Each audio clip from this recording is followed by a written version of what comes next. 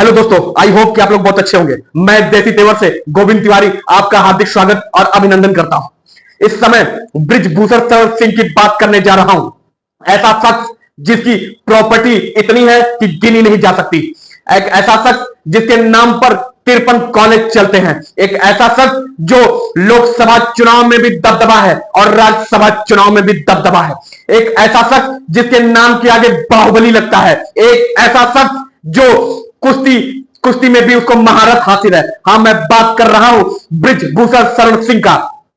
अभी तो एक चीज है कि बृजभूषण शरण सिंह इस समय उनके पास पर्सनल जेट भी है और उनके पास इतनी संपत्ति है कि उनको पैसों की कमी नहीं है। उनके दो बेटे हैं। एक तो करण भूषण सिंह इस समय फिलहाल में सांसद भारतीय जनता पार्टी से बने हैं और बृजभूषण सिंह का जो व्यक्तित्व रहा है बहुत संघर्षशील रहा है। और बृजभूषण सिंह आज जिस पोजीशन पे हैं वो पोजीशन पहले नहीं था। बृजभूषण सिंह पहले कुश्ती लड़ा करते थे।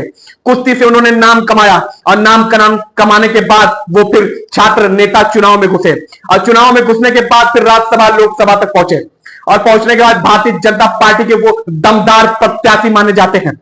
इस समय वो सांसद तो नहीं है क्योंकि उनका टिकट उनके लड़के को दे दिया गया था।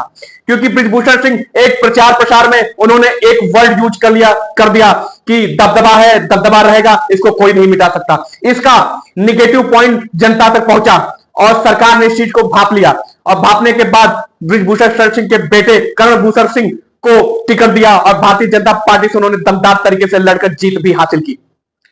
और आरोप तो बृजभूषण शरण सिंह पर लगते आए हैं। वो जब कुश्ती अभियान के अध्यक्ष रहे हैं, कुश्ती मंडल से वो मंत्री भी रह चुके हैं और उनके पे इस मंत्रिमंडल को पाने के बाद उन पे आरोप लगाए गए। उनके पे यहां तक आरोप लगाया गया कि वो जो जितने कुश्ती के खिलाड़ी हैं उनको अपने आवास पे बुला के उनके साथ बदतमीजी होती है, दुष्कर्म होता है, रेप का आरोप भी लगाया गया उनके ऊपर। पर ये ज्यादा दिन तक नहीं चला। इसके साथ उनके साथ आंदोलन भी हुआ।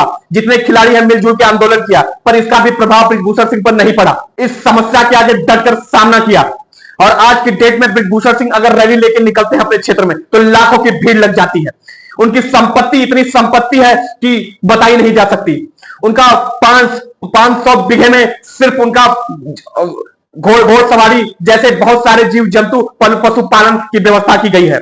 उनकी घर कम से कम 200 एकड़ में उनका घर फैला हुआ है जिसमें सारी सुविधाएं उसमें हैं और उनका पर्सनल उसी में जेट की भी रख रखाव होती है। कहीं जाना होता है, आना होता है तो वो पर्सनल अपने जेट का इस्तेमाल करते हैं। 53 कॉलेज चलता है उनका और उनके जब रैली में युवा बहुत दिखाई देते हैं। ऐसी उनके एक बेटे इस समय विधायक है भारतीय जनता पार्टी से और एक बेटे सांसद है भारतीय जनता पार्टी से। बृजभूषण वो एक नाम है जो यूपी में हमेशा गूंजता रहता है। कुश्ती के खिलाड़ी विनेश फोगाट ने उन पे आरोप लगाया कि वो अपने मकान मतलब लखनऊ का एक उनके पास मकान है, बंगला है, उस पे वहां पे कैंप लगवाते हैं और लोगों को बुलाते हैं जितने खिलाड़ियों को, और खिलाड़ियों को बुलाकर उनके साथ शोषण की व्यवस्थाएं वहां बनाई जाती है। विनेश फोगाट तक ने यहां तक कह दिया कि उन्होंने जब भी किसी खिलाड़ी को आगे बढ़ाया है तो उनके साथ आपत्तिजनक तरीके से उनको आगे बढ़ाया है, उनके साथ फिजिकल रिलेशनशिप बना के उनको आगे बढ़ाया है। ऐसे सिचुएशन पर विनेश फोगाट ने बहुत बड़ा आरोप लगा दिया है और इस आरोप का बहुत खास फर्क तो नहीं पड़ा है पर भारतीय जनता पार्टी के लिए एक स्तंभ की तरह खड़ी हो गई है विनेश फोगाट। इस समय कांग्रेस के राहुल गांधी जी ने विनेश फोगाट को बोला है कि मैं इस बार आपको टिकट दूंगा और टिकट लेने के बाद बृजभूषण सिंह के खिलाफ वो विनेश फोगाट उतरेंगी मैदान में। तो ये तो बाद में पता चलेगा कि किसकी विजय होती है, विनेश फोगाट की या बृजभूषण शरण सिंह की। पर इस समय बृजभूषण शरण सिंह को हराना नामुमकिन बराबर है। उनके एरिया में उनका एक वर्चस्व है, उनके नाम के आगे बाहुबली लगता है क्योंकि वो कभी किसी से डरे नहीं और अपनी बात बहुत बहादुरी के साथ रखते हैं। चाहे वो लोकसभा चुनाव हो, चाहे राज्यसभा चुनाव हो, चाहे सांसद भवन हो, चाहे कोई भवन हो, उनके आगे उनके घर पे दरबार लगता है। वो 10 मिनट 1 घंटे में सारे सॉल्यूशन का हल निकाल देते हैं।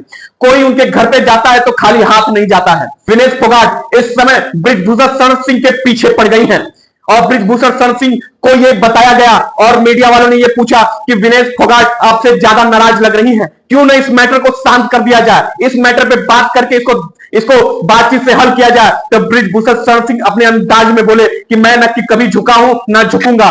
और रही ये जो आपत्तिजनक आरोप लगाए जा रहे हैं, ये बेबुनियादी आरोप हैं। उनके लगाने से मेरा अपराध तय नहीं होता, ये तो अदालत तय करती है, जज साहब तय करेंगे और मेरी पार्टी तय करेगी कि मुझे क्या करना है। और रही बात खिलाड़ियों का, तो मैं हमेशा उनको प्रोत्साहन बढ़ाया है, ना कि उनके साथ उत्पीड़न किया है। और ये उनकी अपनी मर्जी है, क्यों मुझे बदनाम करना चाहती हैं, ये अपना उनका सिस्टम है। अब ये आगे चल के क्या रूप पकड़ेगा इसे मुझे नहीं पता, पर ये चीज मैं उनको बताना चाहता हूं कि अब वो किससे लड़ रही हैं, थोड़ा सोच समझ के कदम आगे बढ़ाएं, क्योंकि सामने कोई ऐरा गहरा नहीं खड़ा है, बृजभूषण शरण सिंह खड़े हैं। ऐसे ही वीडियो को देखने के लिए चैनल को लाइक करें, शेयर करें, सब्सक्राइब करें। मैं मिलता हूं अगले ब्लॉग में, तब तक के लिए जय हिंद, जय भारत।